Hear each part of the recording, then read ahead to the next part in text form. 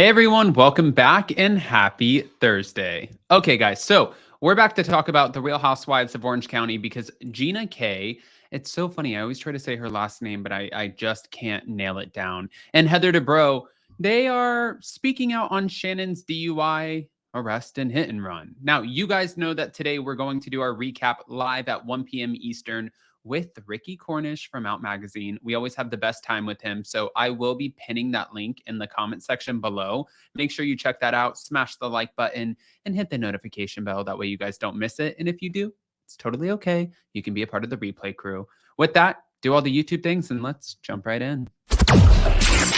It's time for all your binge-worthy pop culture news. Welcome to Up and Adam. All right, you guys. So yesterday we did a video talking about the fact that this isn't the only arrest that's happening in the Shannon Beador realm. We know that Joe Jansen, who is John Jansen's son, really despises Shannon Beador.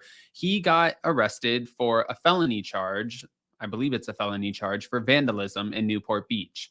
So looks like John Jansen is just all over the place right now. He's back and forth to the police station. Now, with that, we were waiting to see how many of the cast members would speak out about Shannon Beador's arrest. And a lot of people wanted to know, will this be featured on the finale at the end where they do the credits and they kind of pause, like freeze screen or freeze frame right on the person. And they're like, this is what's going on in their life.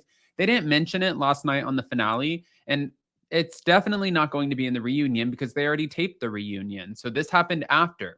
But Heather Dubrow, after last night's finale, was on Watch What Happens Live with Jenny McCarthy, and she had a few things to say. So I'm going to go ahead and get into that. And then also Gina's, we have some audio to share with you.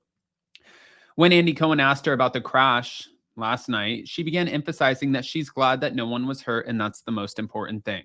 I said this a million times. Like, had she have hurt somebody, and even Emily D. Baker said this in her TikTok, had she have hurt somebody in this DUI crash, it would have been a whole different story. She would be going to jail. I don't think that she's doing any jail time. Actually, I believe that she is going to do her 5 days a week intensive therapy, and then she's going to pay some fines, and then she'll most likely just lose her driver's license for a year.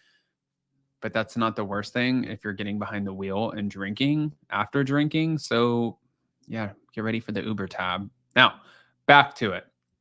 She said, I hope that Shannon continues to take some space and figure out her next steps. But she didn't really know exactly how her and Shannon Beador, or how Shannon Beador, more importantly, would be able to move forward. When she was asked, how do you think Shannon does move forward? Heather threw a little bit of shade and she said, we don't have time for that. But she did say, I did text her. I haven't spoken with her. And honestly, I saw a couple fan comments where people were like, well, Heather, that was shady. What else do you want her to say? If you guys are watching The Real Housewives of Orange County season 17 as we speak, last night's finale, it's a clear hit on Heather Dubrow.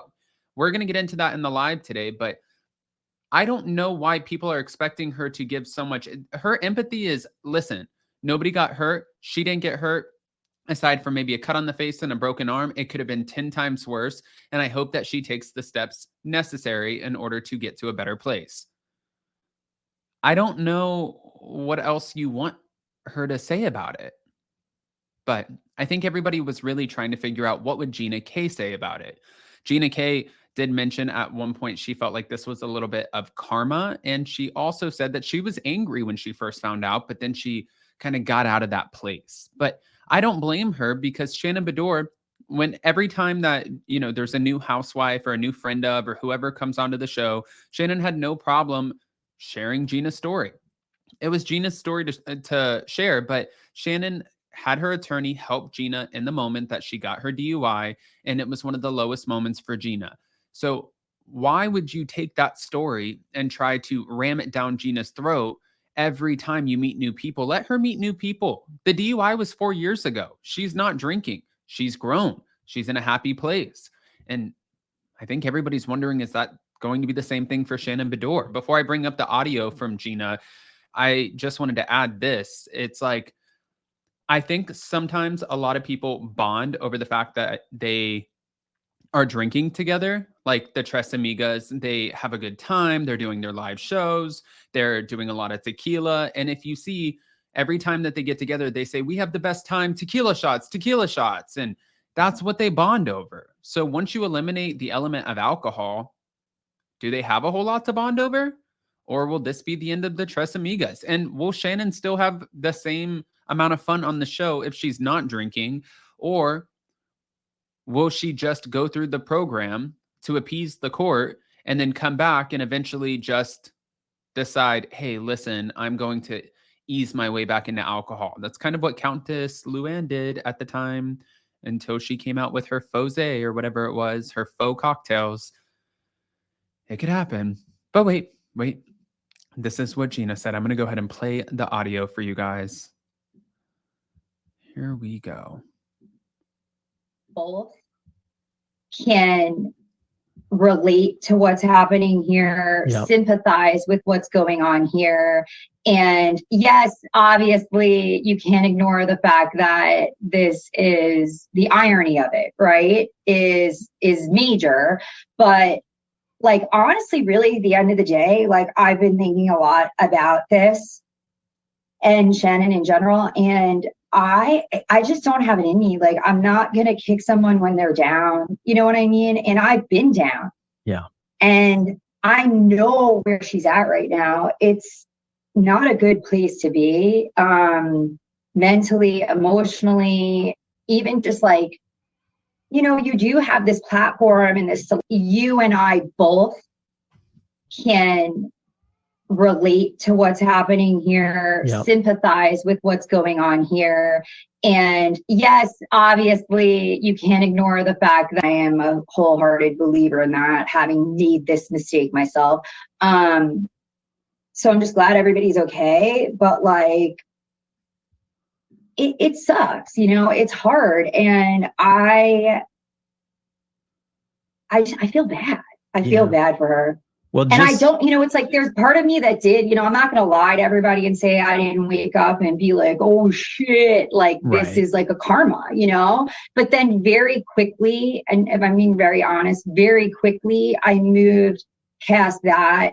Then I got like angry about a lot of it for a minute.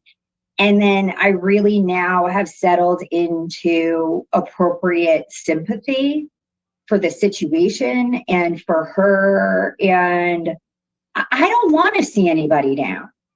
You know, I never have. Like, I just didn't want to be put down, you know? What's fun? I am a wholehearted. I mean, I feel like she said that the best way possible. She's saying that she doesn't want to see Gina down, or she doesn't want to see Shannon down. But yeah, at least she's honest about her feelings. She's saying, I did feel like in the moment when you're using my story of crashing or getting a DUI, when you're using my story of getting a DUI as, you know, a way to bond with these other ladies, and you throw me under the bus every 2 seconds, and you have no problem bringing it up on TV over and over and over again for my friends, my family, my kids to see. Yeah, did I feel like there was a little bit of karma to that? I think that's human nature, but the fact that she moved from anger and karma to being like, I just feel bad for her. You never want to see anybody in this place. I think that's the best place for her to be in. But guys, I don't want to just give you this and not ask your opinions. Go ahead and comment below. Let us know what you think. And more importantly, don't forget, I am pinning the link in the comment section right after this. So go right into the comment section below and you will see where you can click and join Ricky and I live today at 1 p.m. Eastern. Love you guys. We'll see you next time. Bye.